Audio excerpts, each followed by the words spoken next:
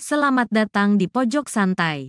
Sebelum Anda mendengarkan audiobook ini, kami menginformasikan bahwa channel ini adalah review audio dari buku yang ada di Indonesia. Untuk membaca keseluruhan buku ini, kami menyarankan membeli buku aslinya di toko buku kesayangan Anda, baik offline maupun online. Keberadaan channel ini dimaksudkan untuk membantu Anda mendapatkan pengetahuan dari buku-buku kesayangan Anda. Jangan lupa untuk subscribe, like, dan komen. Selamat datang di Pojok Santai, channel khusus yang membahas komik dan novel dengan cara asik. Wiro Sableng alias Pendekar Kapak Maut Naga Geni 212 dan Pendekar Pedang Akhirat berhasil keluar dari lorong panjang rahasia dan tiba-tiba dihadang oleh segerombolan orang. Siapakah yang menghadang mereka? Yuk langsung saja disimak video berikut ini.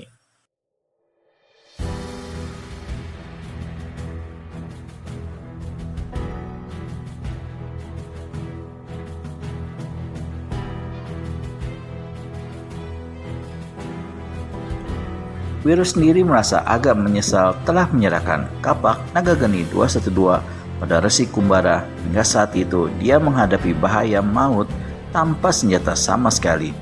Dengan memainkan ilmu silat orang gila yang dipelajarinya dari tua gila di Pulau Andeles dulu, pendekar ini bergerak gesit kian kemari. Gerakan-gerakannya merupakan sesuatu yang aneh bagi lawan, hingga untuk sementara Wiro bisa selamat dari serangan-serangan maut lawannya.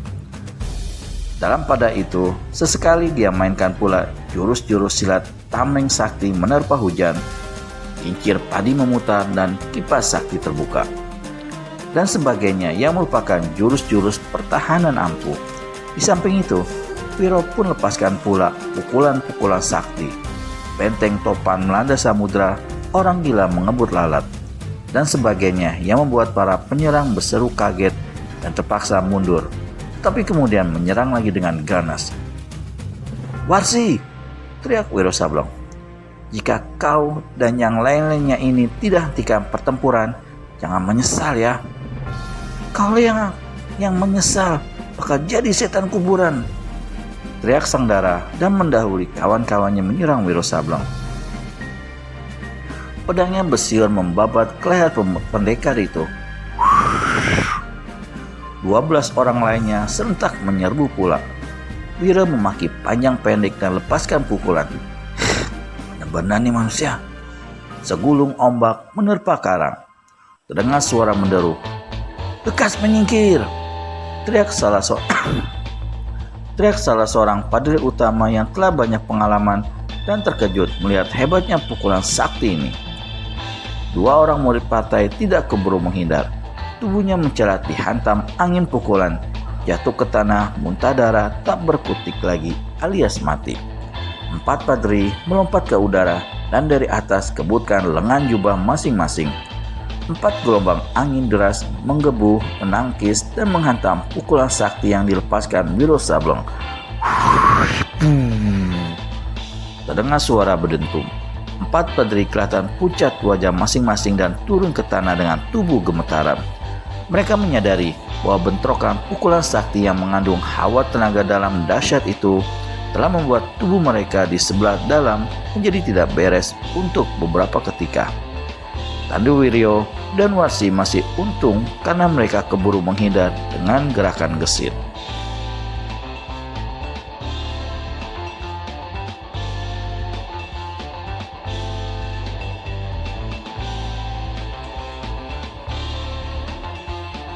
Wiro sendiri yang terkena sapuan 4 angin deras yang menggebu dari lengan jubah padri-padri utama Gunung Lau itu tampak agak terhuyung-huyung.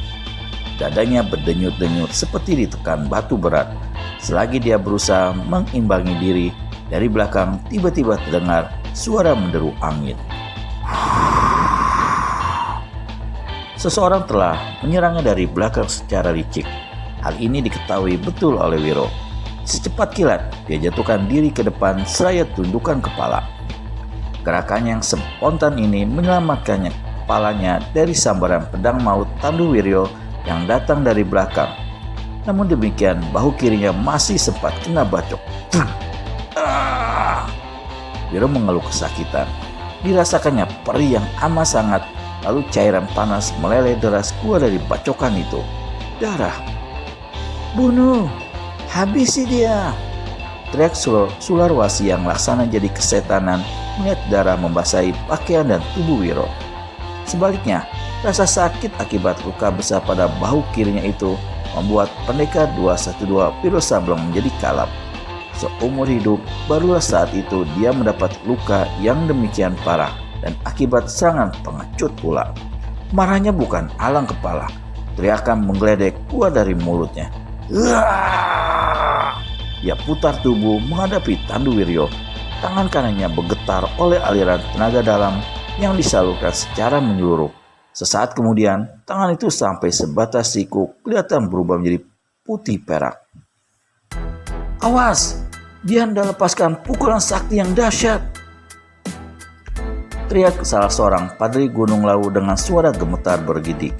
Dari samping, Warsi kirimkan satu tusukan nekat ke tubuh Wiro Sableng dan kesempatan ini dipergunakan oleh Tandu Wiryo untuk berpindah tempat.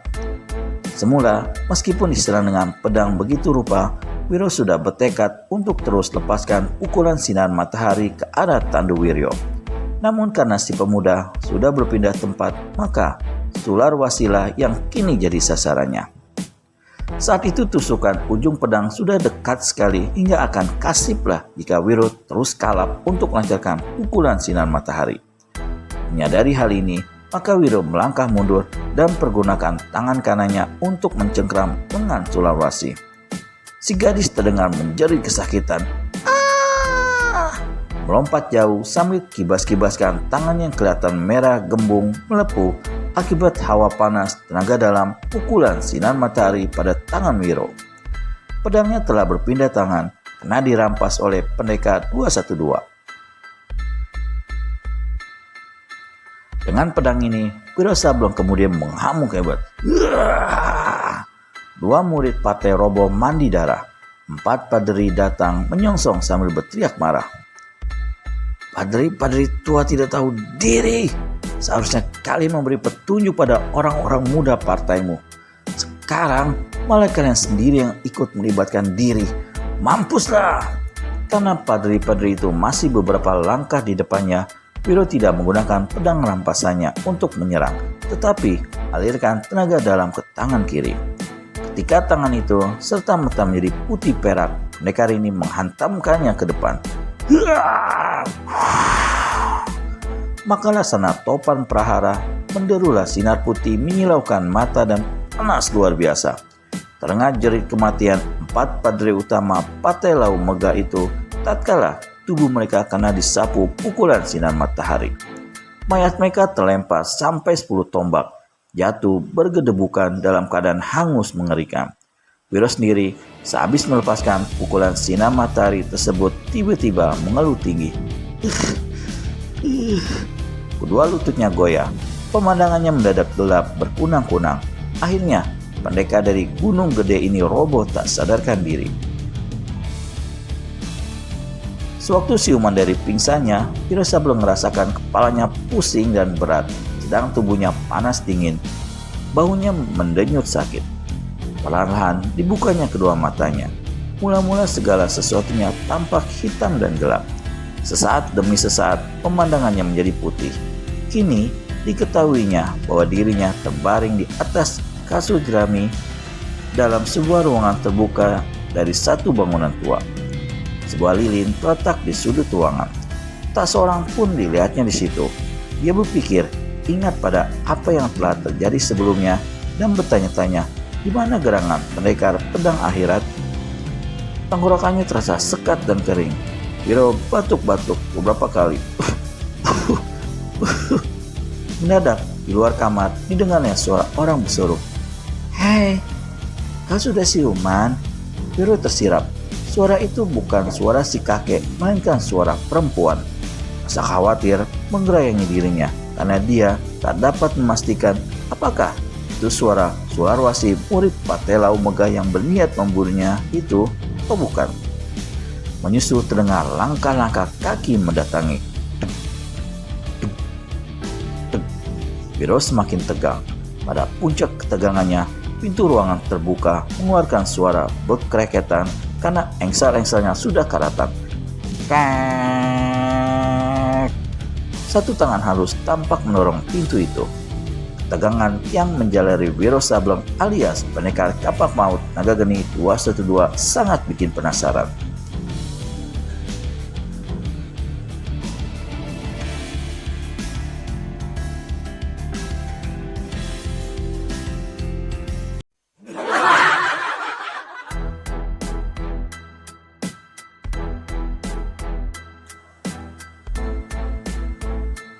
Dek, dek, dek.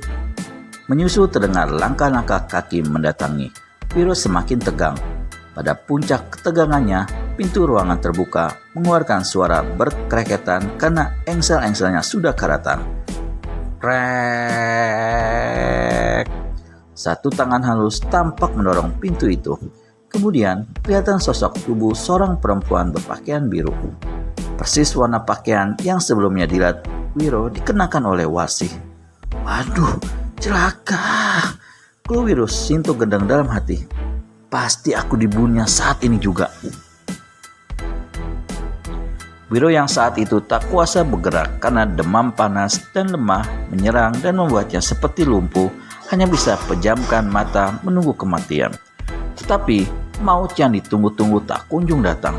Didengarnya suara orang berdiri dan berlutut di sampingnya. Lalu tangan halus sejuk meraba keningnya.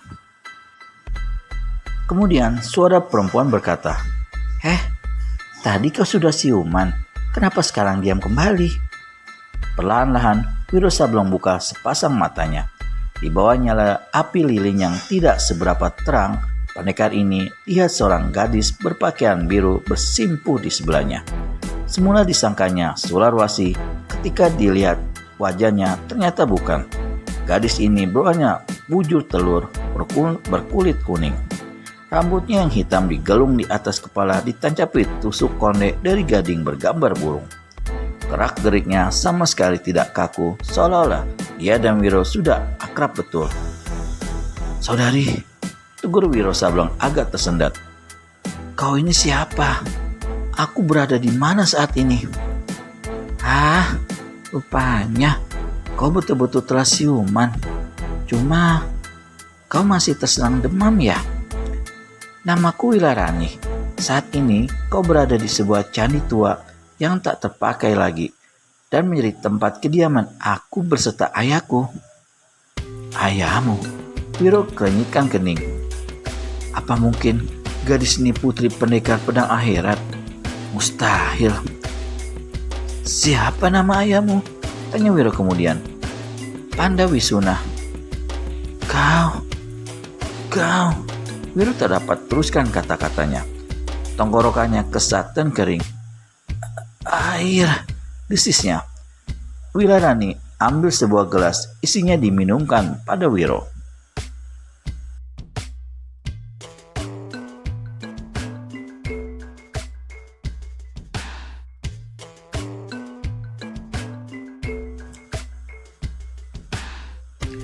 Racun apa ini?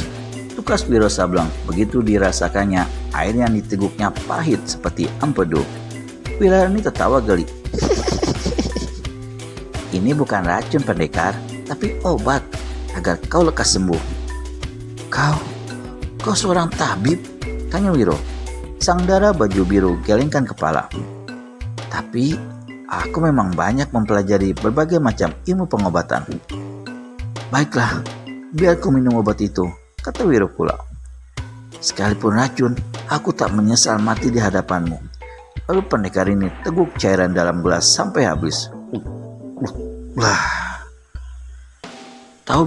Tahu berapa lama kau pingsan pendekar? Tak usah sebut aku pendekar, namaku Wiro. Berapa lama aku pingsan? 2 hari 2 malam. Wiro kaget karena tidak menyangka sampai sedemikian lama dia jatuh pingsan. Bagaimana aku sampai kemari? Apa hubunganmu dengan pendekar pedang akhirat? pendekar tua itu yang membawamu ke sini. Tadinya untuk minta pertolongan ayah agar kau diobati. Tapi ayah sedang keweleri. Aku berusaha sebisaku. Terima kasih ya. Kau baik sekali. Aku berutang besar padamu, kata Wiro pula. Wilarani tertawa. Di mana pendekar pedang akhirat sekarang? Dia pergi 2 hari yang lalu tanpa memberitahu kemana. Cuma dia pesankan agar aku merawatmu baik-baik. Menurut orang tua itu, kau pingsan akibat kehabisan darah dan karena mempergunakan seluruh tenaga dalam untuk melepaskan pukulan sakti. Menurut apa yang aku tahu, jarang orang bisa selamat dari kematian jika mengalami hal sepertimu ini.